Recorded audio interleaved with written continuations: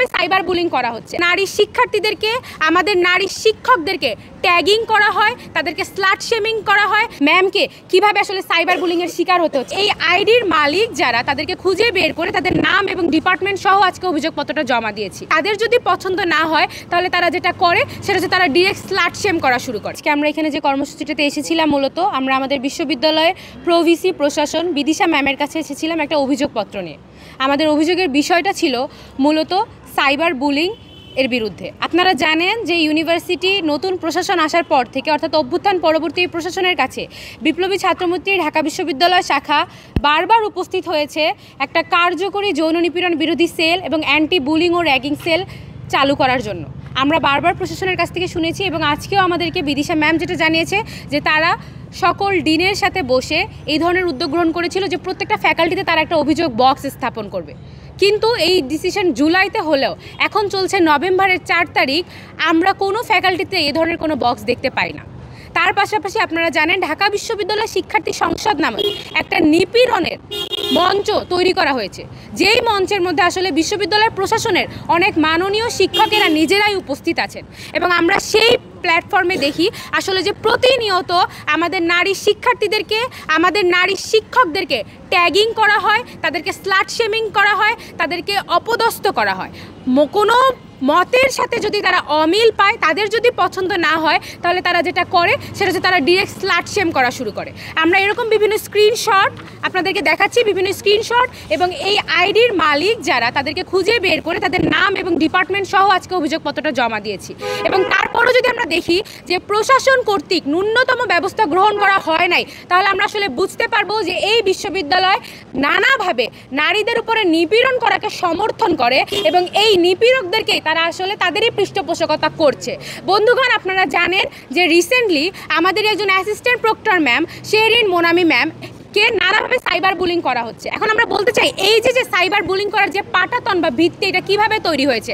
আমরা চলে যাই একটু পিছনের দিকে। আপনারা হয়তো বা দেখেছেন যে সামিয়া লুৎফা নিত্রা ম্যামকে কি পরিমাণ সাইবার বুলিং করা হতো, তাকে মারার হুমকি দেওয়া হতো, তাকে ট্যাগিং করা হতো, তাকে স্লাট শেম করা হতো। কিন্তু এই বিষয়ে আমাদের প্রক্টোরিয়াল টিম, আমাদের বিশ্ববিদ্যালয় প্রশাসন কোনো কিছু করেনি। তার কারণ কি, হয়তো বা তাদের সামিয়া লুৎফা ম্যামের সাথে বিশ্ববিদ্যালয় প্রশাসনের যদি কোনো নির্দিষ্ট মত থাকে, সেই মতটা মিলছে না। তার কারণে তারা এই ধরনের ট্যাগিংয়ের বিরুদ্ধে কোনো ধরনের পদক্ষেপ গ্রহণ করে নাই।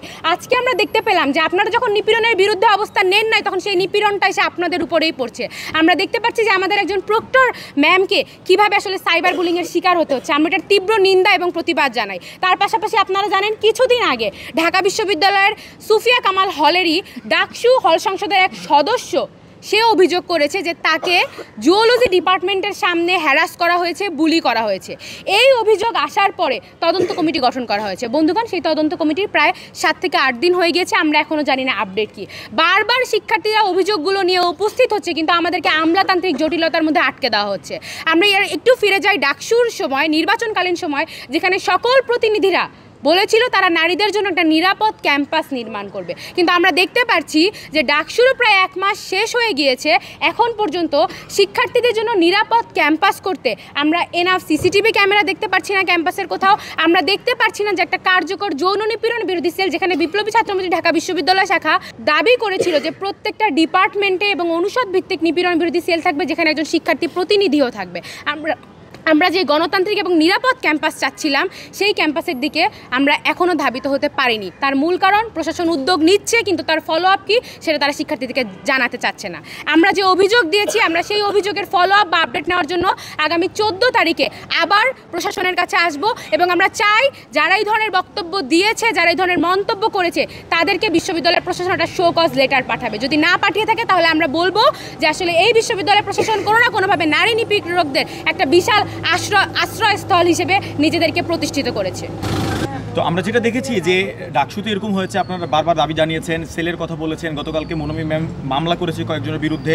তো সব মিলিয়ে আসলে ক্যাম্পাসে যে এখন আগের থেকে মনে হচ্ছে যে তারা সবসময় বলছে যে তদন্ত কমিটি হচ্ছে, তদন্ত কমিটি হচ্ছে। আসলে তদন্ত কমিটি হওয়ার ফলো আপটা কি?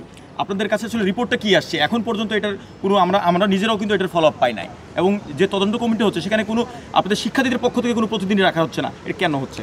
দেখেন, আমি বললাম আপনাকে যে আমরা এই নতুন প্রশাসন আসার পরই তার প্রথম মাসেই আমরা বিশ্ববিদ্যালয় প্রশাসনের কাছে স্মারকলিপি নিয়ে গিয়েছি, বলেছিলাম তাদেরকে একটা কার্যকর যৌন নিপীড়ন বিরোধী সেল চালু করতে।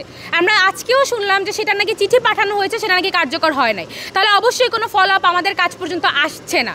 তার মূল কারণ হচ্ছে প্রশাসনের, যদিও আমাদের ডাকসুর প্রতিনিধিরা চিৎকার করে করে বলে বিশ্ববিদ্যালয়ের প্রধান স্টেক হোল্ডার শিক্ষার্থীরা তাদের নিরাপত্তার জন্য তারা যে কোনো কিছু করবে, কিন্তু এই ফলো আপগুলো ডাকসুর পক্ষ থেকে কি চাওয়া হয় কি না সেটাও একটা গুরুত্বপূর্ণ প্রশ্ন। কারণ আমরা দেখছি যে নিপীড়নের ঘটনা প্রতিনিয়ত বেড়েই যাচ্ছে। আমরা সাইবার বুলিং দেখতে পাচ্ছি, আমরা বিভিন্ন বট আইডি থেকে আক্রমণ দেখতে পাচ্ছি যখন মতের মিল হচ্ছে না। কিন্তু এই অভিযোগগুলো কেন? আমি আজকে এই অভিযোগ নিয়ে আসলাম। এই বিশ্ববিদ্যালয়ের শিক্ষার্থী, আমার সাথে একজন ভিকটিমও উপস্থিত, সেও এই বিশ্ববিদ্যালয়ের শিক্ষার্থী।